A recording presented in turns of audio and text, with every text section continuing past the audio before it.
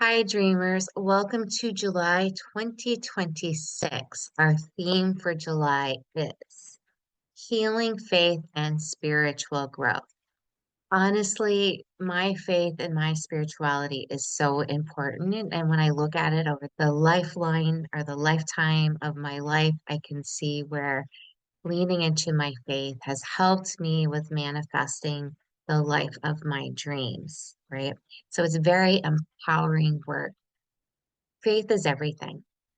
The reason, another reason I really dig anything about faith and spirituality, it's putting belief into something you can't always see, feel, and touch. And therapy is a lot like that. When you go to therapy for help, you are just leaning into believing something's going to work that you can't really put in your hands. Okay. So that's a lot of what manifestation is. This month, the topics are what is healing faith, some tools on releasing emotional pain, building up your hope and trust, moving forward with your faith. And then we have some journaling prompts as usual. We added a coloring page for those of you that emotionally regulate through coloring. It's a really beautiful idea of how to enhance your path to abundance, is leaning into safety, self-regulation. Okay. So what exactly do we mean about what healing faith? What is that? It's a belief that emotional, mental, and spiritual restoration is possible. I would even argue restoration with health and relationships as well. And this process is done through the hope, trust, prayer, connection with a higher power or your higher purpose. It empowers us to find strength even when we're in the struggle. What do we know is a guarantee in life other than being born and being dead? Happens to all of us. We also know that we none of us can escape struggle, and we get into ourselves into trouble when we think we can, right? There has to be suffering in order for joy. Wherever there's dark, there's light. Wherever there's light, there's dark. And we're learning as humans to dance with that. And then trusting that the universe will have our back, trusting that God, our higher power, our purpose will get us through the hard times in order to get that joy again. And the more that you look for joy, the more you will find it. And the same is true. The more of you look for adversity, things going wrong, you will find it. You can find it anywhere. Think about the airport experiences, right? So my suggestion is to lean into the light, to trust, to hope, to faith. Okay. Understanding your spiritual growth. It's important to know that this is an ongoing process. It's never finished. The more you are aware of you and your inner workings, the value system that you have, your beliefs, the purpose, the more you'll find opportunities, the things to work on in order to heal and develop deeper compassion for yourself and others along the way. Growth can happen really slowly when we work on this, but we want to remember that quantum leaping is possible. Well, how do we get to quantum leaping? This is putting all of our time, money, and tension into it. Whenever we put more intention onto something, it will grow. It's just one of the universal laws, right? But it's leaning into that. Also, remembering that when we do experience pain and suffering, there's usually a growth lesson in that. And of course, I never want you to have pain or suffer to find growth. But if you reframe the suffering, okay, what is something I learned about myself and or others during that process? It makes it feel just a little more tolerable. It makes us see where the learning opportunities are. You know you're spiritually growing when you're showing some of these signs. You're having greater self-awareness. You have increased patience. I wonder if that's happening for me yet. I hope so. Definitely increased compassion, okay? Desire for peace over conflict. I totally have leaned into that. How have I leaned into that? I refuse to be married to anybody that brings a lot of drama to my life. Yes, I've been married to people like that in the past. Doesn't work for me. I need somebody that's peace, even keel, right? So I've done that. The fourth thing is, you're leaning in when you feel the stronger sense of purpose over your life.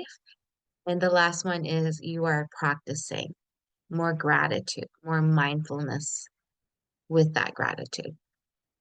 Okay, releasing emotional pain, that's always something that we'll continue to work on to be a higher, better version of ourselves. We get emotional pain legitimately, right? We get it because somebody or something that's happened that's hurt us. It doesn't feel good. And so when we have that loss, there's disappointment, there's betrayal, fear, lots of unresolved issues with it. Healing doesn't mean ignoring or pretending those things didn't happen. Leaning into healing is that we're acknowledging those emotions that we have. And we're doing that with honesty, not that positive, toxic positives that we've talked about before, but leaning into your hurt with compassion for yourself, right? And also remembering that you don't always have to carry a burden around with you. What would happen if you just put it in the corner for a little bit? How would that free up your shoulders? You're not carrying that heavy baggage with you. Practice putting things down just to see what the clarity of the peace feels like for you. And a reminder that when we're working on healing, we're not working on forgetting what's happening to us. We're learning to lean into having peace around it. What are the wisdom pieces on it? Where can we have self-compassion for ourselves? Growing our faith means leaning into prayer, meditation, and reflection. How can you practice these things? Quiet prayer, deep breathing, journaling. Ask me about Right to Rise Journaling Club. Reading inspirational passages, I call that devotional reading. Spending time in nature, and then your gratitude practice. That's three, four, five, six different ways you can practice leaning into spirituality. And I trust me, you will feel the difference if you decide to do these practices. How to build hope and trust. When you have hope, you are choosing to believe that better days are ahead, even if the progress feels slow. Okay.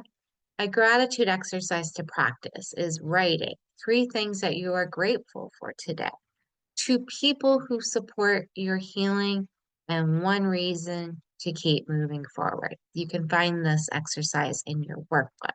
So, again, write about three things you're grateful for today, two people who are supporting your healing, one reason to keep moving forward. Okay. Strengthening your spiritual wellness. Again, practicing gratitude, seeing who you can help, yeah, loaning a helping hand, offering a helping hand, spending time reflecting, working on keep setting those healthy boundaries, choosing forgiveness. I know that's easier said than done. Start with forgiving yourself, okay? Speaking kindly to yourself. There's also in your workbook on page 3 a self-check activity where you rate how you're doing in these areas. Rate from 1 to 5. Do you make time for rest? Are you speaking kindly to yourself? Do you feel connected to your faith and purpose? Do you allow yourself to heal, even if it's in a slow way? Moving forward with faith. As you continue your healing journey, I want you to remember that you are worthy of peace and joy. We talked about joy last month. I hope you continue to practice joy. Healing takes time, patience, and grace. And if you're anything like me, you are hiding behind a door when God was giving out patience. Patience is possible for us. It's being gentle with ourselves as we grow and get there. It takes a lot of practice, right? Find opportunities to practice your patience. I don't recommend you pray for it because God will give you opportunities. You don't want to pray for that. But just look for little opportunities. I know standing in long lines drives me crazy. So one of the things I do is I practice my breathing. I might read something. I do my mantras in my head, especially if I'm waiting for something unpleasant, like a dental treatment or medical procedures. That waiting can drive one nuts. But if you're practicing some mantras, my favorite are, I will be home soon. I can breathe. I am calm. I am at peace. And yes, I don't always believe it in the moment, but the more you practice it, your body will start to settle down and be less anxious. Your story is still unfolding. Every day is an opportunity to begin it again with hope.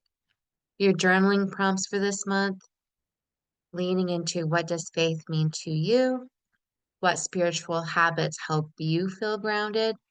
Again, one of my favorites is the devotional readings. Once I read them a few times, I notice myself automatically getting calmer and more grounded.